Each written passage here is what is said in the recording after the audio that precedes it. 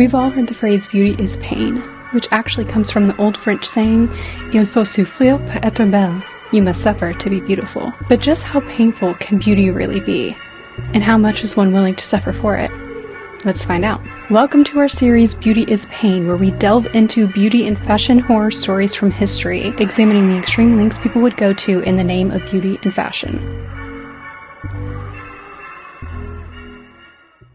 Kathleen Madeline Owens, better known as Kitty Tyrrell, was just like any other aspiring young woman with passions and dreams and goals. But the activity and hobby that she took the most pleasure in and found the most fulfillment in was theater. For more than a decade, Kitty had dedicated her life and her time to the theater and had participated in countless productions. And as a result, she became pretty well known in London. Over the 1885 and 1886 pantomime season, Kitty played Princess Yozora in Sinbad the Sailor at the Marylebone Theatre. It was during this production that Kitty would meet Harry Owens, another avid performer who would also be appearing in the show. And fate would have its way, the two would fall in love and they would be married by the end of the season. Throughout their life and marriage together, Kitty and Harry would both continue to pursue their shared passion for theater, often performing alongside one another. After nearly 10 amazing years of marriage and theater together, Kitty and Harry would find themselves on stage with one another one last time. It was the day after Christmas, commonly known as Boxing Day, on Tuesday, December 26, 1894. Boxing Day was historically known to be the greatest theatrical night of the entire year in London, often being the first day of a new production season, and December 26 of 1894 was no exception. On this day, families and children still in high spirits from Christmas Day gathered at the Elephant and Castle Theatre in London to enjoy a performance of Dick Whittington and his cat. So this was the first day of the new season at the Elephant and Castle Theatre, with the first showing of the play taking place early that afternoon. Then at 7:30, the evening show was set to begin.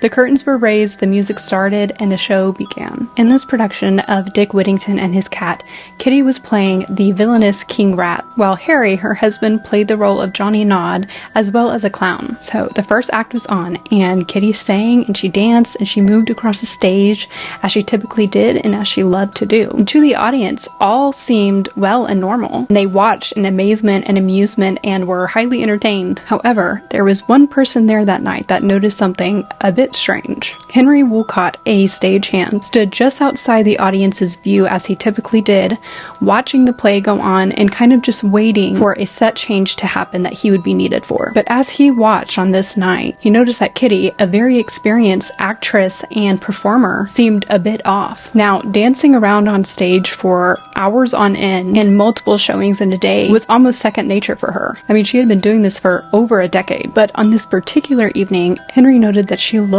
and seemed very fatigued. But however Kitty might have been feeling, her dedication to theater and performing would surely trump any need for a break. So Henry watched as she carried on and pushed past the exhaustion. Act 1 ended and Act 2 began, and she was back at it, dancing and singing as usual. But Kitty had everyone fooled. The audience, her castmates, and honestly even herself. And despite the outstanding performance she gave that night, and she put on for everyone, including herself, there was in fact something very wrong. And even Kitty could not push past this. In Act 2, there's a scene where Kitty sings a duet with one of her castmates, Daisy Gertrude, who plays the role of Silver Star. It was during this scene and this duet that Kitty began to realize the gravity of her situation. All of a sudden, Kitty was feeling lightheaded, claustrophobic, trapped, and at this point it was nearly impossible for her to catch her breath. And during this duet, as she emptied her lungs with every single lyric that she sang, she found it difficult and nearly impossible to fill her lungs again.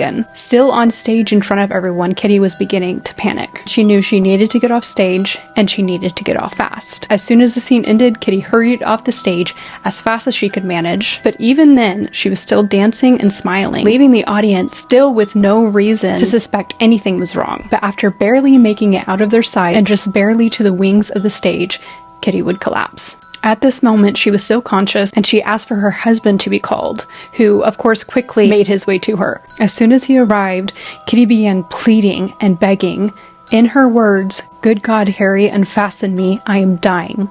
At that time, in the late 1800s, corsets were still extremely popular. Now, many people would say that unless they were worn improperly, corsets were not that dangerous. History, however, would argue otherwise. At this particular time, corsets were often made with materials such as whalebone and even steel. And not only could they restrict breathing, they could even cause miscarriages, they could harm an unborn child, and they could even displace organs and damage organs. But despite these health risks and the threats that they posed to a woman's health, they were pretty much considered proper attire for a woman and even young girls. And because fashion plays such a significant role in theater, even female performers could not get away from them. And pairing a tightly laced corset made of whalebone and steel with the strenuous activity involved in a musical production posed an even bigger threat. At this point in Kitty's life, she was getting older, she had given birth, so her body was changing. And of course, there's nothing wrong with that. But because corsets had become such a big thing at the time, they inevitably created this extreme,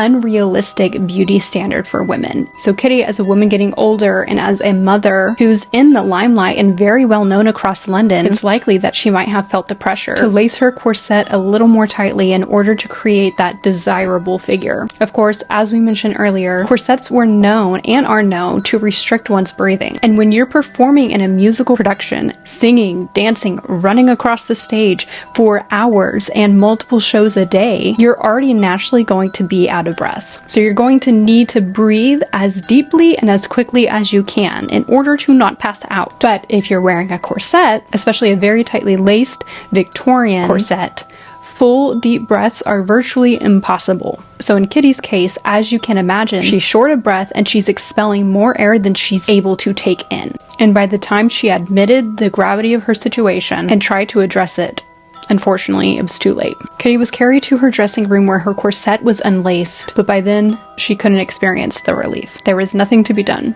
At just 34 years old, Kitty Tyrrell passed away. After examination, a doctor concluded that the tight lacing of her corset and the lack of oxygen had caused her heart to fail. The last spoken line Kitty ever delivered on stage was, "His road to fortune he'll pave over my corpse."